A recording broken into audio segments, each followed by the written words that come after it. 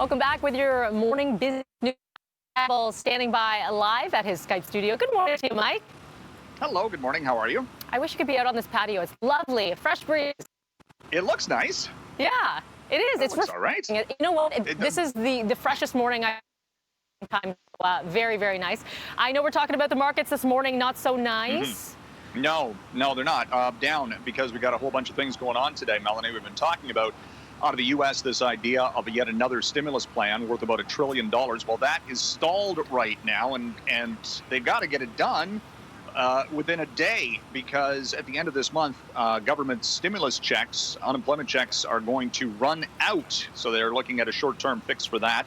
So that's one thing investors are worried about this morning. And the other is the fact that today is a massive day on the earnings calendar, busiest day of the year, in fact, with the biggest names in tech reporting results. Now, it'll happen after the close of trade, but everybody's kind of worried about what the likes of Apple and Amazon and Google and Facebook will actually report on their pandemic quarter. So tomorrow might be even more volatile. And we're coming off the big testimony yesterday in Washington involving the CEOs of those four companies, and they were grilled related to the size of their enterprises, and each one was talking about their own competitive pressures within their respective businesses. It was kind of interesting, actually. Mark Zuckerberg at Facebook was the most combative, I suppose, against others on the panel, including Google and Amazon, related to advertising. So, you know, and the Republicans were saying that these companies were throttling information related to conservative ideas, and the Democrats were saying they were all too big and potentially need to be broken up, and it's going to go through, a number of other hearings going forward. Yeah, some massive discussions ahead, that's for sure. Let's talk more profits. I know you're following some big ones from Samsung. Yeah, Samsung's earnings were up 23%, which is not a big surprise, because Samsung is actually one of the world's largest maker of computer chips. And what have we been talking about? People upgrading their technology. So smartphone sales have been strong. Desktop and laptop computers have been very strong because of work from home. At the same time, however, you know, we talk about the smartphone space.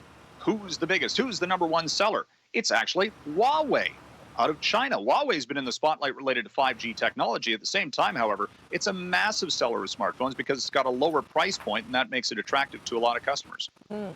We've been talking a lot about back to school, but it's also a lot of talk about back to work and whether or not people will be physically going into those office buildings. We know a couple big banks putting a bit of timeline on there now. Yeah, TD and the Scotiabank saying not before the end of the year, and then maybe further into 2021 before getting people back to downtown offices. And the implications for this, of course, Melanie, you go through the path, the underground of Toronto, you know, those shop owners down there are looking for those towers to be filled with employees coming down to have lunch or what have you, and that's not happening anytime soon.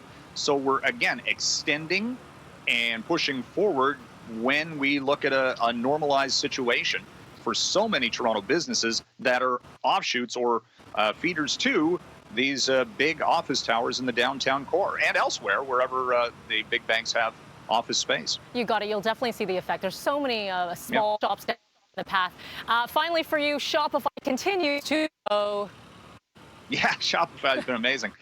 You know, it's this e-commerce support company out of Ottawa. It is Canada's most valuable company now, and saw its stock price yesterday hit a record high because their revenue sales doubled in the second quarter. They had a profit, which is remarkable for an early stage tech company, and they're just looking to grow by leaps and bounds. The share price at one point yesterday was up 13%, and already, remember, it is Canada's most valuable on the TSX.